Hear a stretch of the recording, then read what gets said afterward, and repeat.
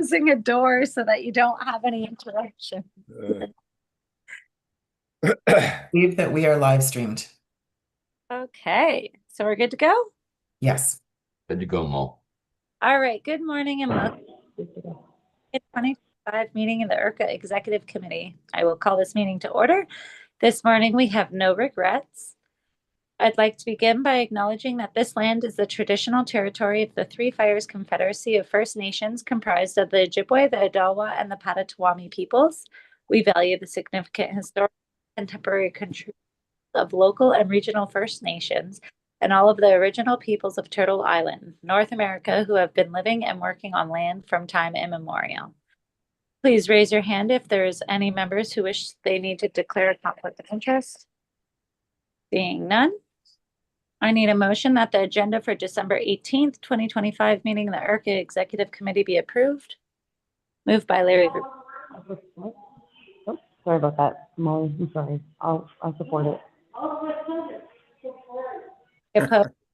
And that carries. Okay, so today we will move on to tenders. Kevin Money will be presenting the tender for the new truck purchases for the Essex Region Conservation Authority. Muted, Kevin. Sorry, yeah, Kevin, you're muted. Yeah, thank you. I think Nicole needs to share screen.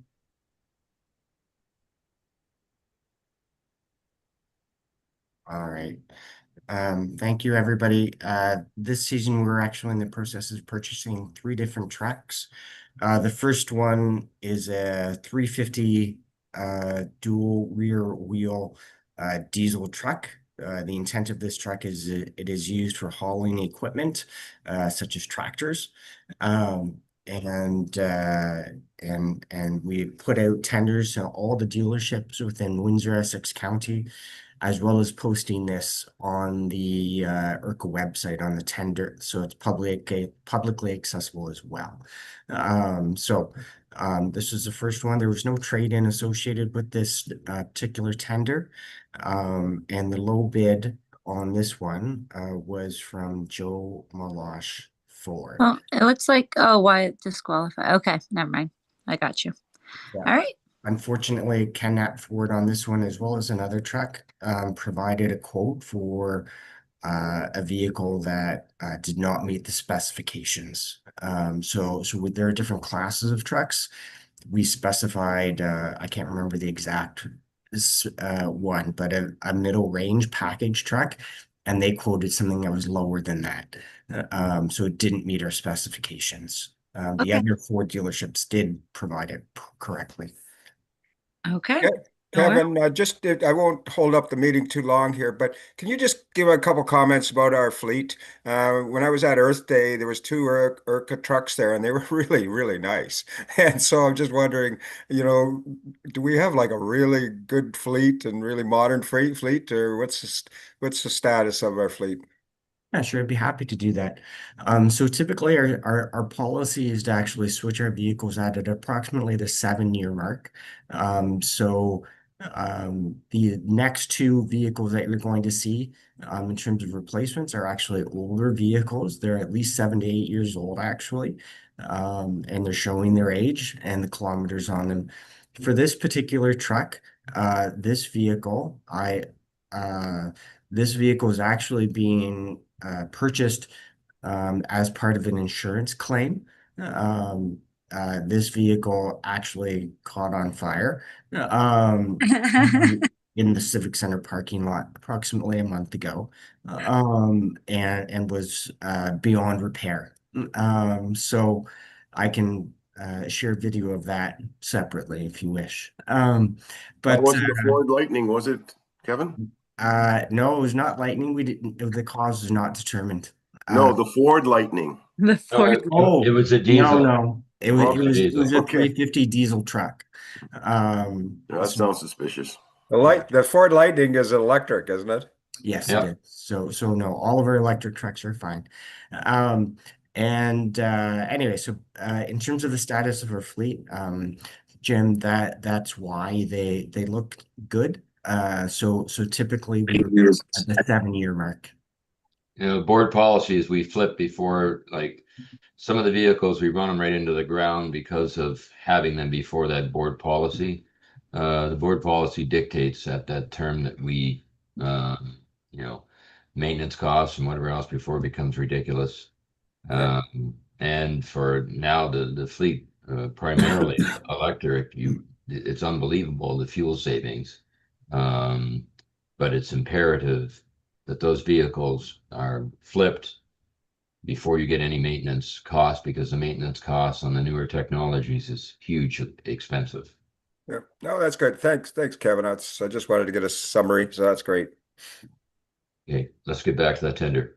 Okay, so the motion is that the tender for the will be awarded to Joe Meloche Ford in the amount, oh, sorry, I gotta switch my screen. In the amount of 79,995. Favorably reviewed by administration. Can I get a mover? Move it. Morrison, seconded by Larry Verbeke. Any opposed? And that carries. Okay, next. Oh, next pickup truck.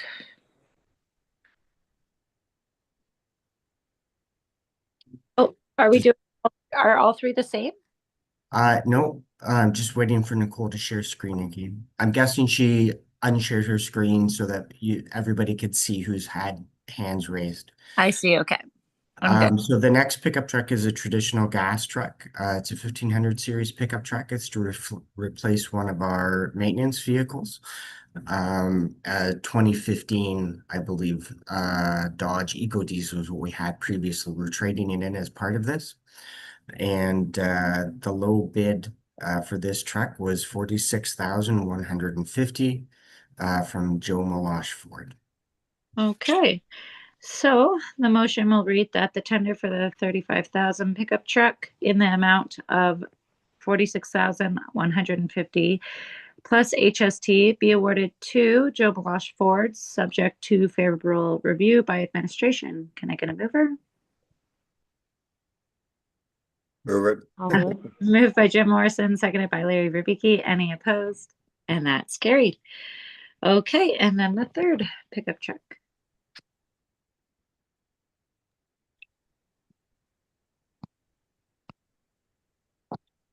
Give Nicole a minute. No worries. All right, thank you, Nicole. For the third vehicle, we have a slightly different recommendation here, and I'll explain why.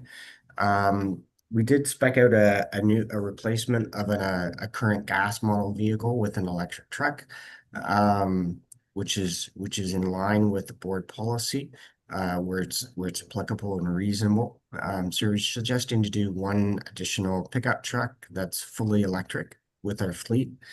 The low bid was from Joe Meloche Ford, but administration is concerned that they will not be able to fulfill this order because Ford has already announced that they're discontinuing this truck. And other Ford dealerships have told me they can't order it. So the resolution reads this way to avoid having to come back to this committee a second time, so that we can just move straight to the second bid. And really, the difference is only $1,000. Okay, well, that's great. Okay, so the motion is that the tender for the electric vehicle pickup in the amount of $58,015 be awarded to Joe Meloche Ford, subject to availability within 3-month period. Further, that the administration be directed to purchase the EV truck from County Chevrolet in the amount of $59,015.50 if Joe Meloche Ford dealership is unable to fulfill the order. Yes, Kevin. Apologies, Chair. The incorrect price was not there for County Chevrolet, but it is in the tender document. Okay. So, all right. So we're still good with that motion, however? Okay, perfect. Yeah, Second mover, Larry Verbeke, seconded by, Jim Morrison. Any opposed? And that carries. Okay, moving right along. So that, so now Kevin, we're on the wetland construction for Road 2 West, correct? Yeah. In Kingsville, so take it away. All right, thank you, everybody. So the Conservation Authority has funding from the Canadian water agencies, also known as Environment Canada. And we were obligated to build 3 different wetlands within this calendar year. We've already from March to March. So we've already completed one of them, and these are the remaining 2. We have until March to actually build these wetlands. Our restoration biologist has gone through the process of doing detailed design with 2 private landowners. Our restoration biologist then puts these requests out to contractors to actually bid on these.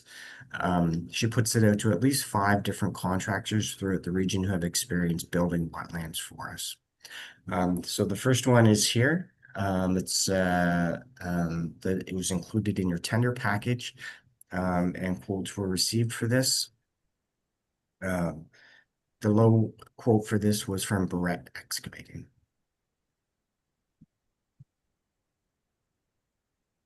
Okay, excavating. Okay, so the motion reads that the tender for the wetland construction for Road 2 West South Side, Kingsville, in the amount of 18,500 plus HST be awarded to Barrett Excavating Incorporated, subject to favorable review by administration.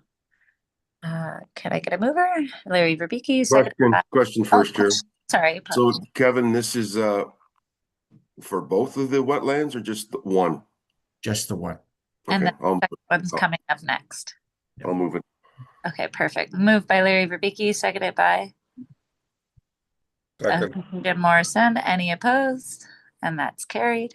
Perfect. Okay. And then the next wetland, construction Road 2 West South Side, Kingsville. Kevin?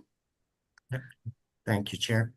The next one was the second wetland involved in this project. This wetland is actually significantly larger. The actual construction and movement of fill is a much larger wetland, and hence the much larger price tag associated with it. This one, the low bid was from Duck Excavation Incorporated. Okay. Sorry, I just got to zoom in a little bit. Okay, so that the tender for wetland construction for 8028 Ferris Side Road 10, Cottam, in the amount of 43,120 plus HST be awarded to Duck Excavation Incorporated, subject to favorable review by administration. Moved by Larry, seconded by Jim. You guys are doing great today. Her Tanya, we can't even see her. She can't. We got to get her in the minutes here. No, I'm trying to jump in there. I know. I'm sorry. Yeah, you got the next one. And you're going to get the motion to adjourn. Yeah, you'll get the vote to adjourn. There you go. All right. Okay. No opposed, so that carries. All right. And then there's no reports for approval. Is there any new business members wish to raise? We were anticipating going with the barn at the homestead. We have the funds. Okay. However, when the tender was sent out, all of the contractors that picked up the tender had asked again because of trouble with securing engineering that we extend it. So that's the reason that was extended into January, to give them more time to get the engineering, to provide the engineering to them, because they're responsible for that.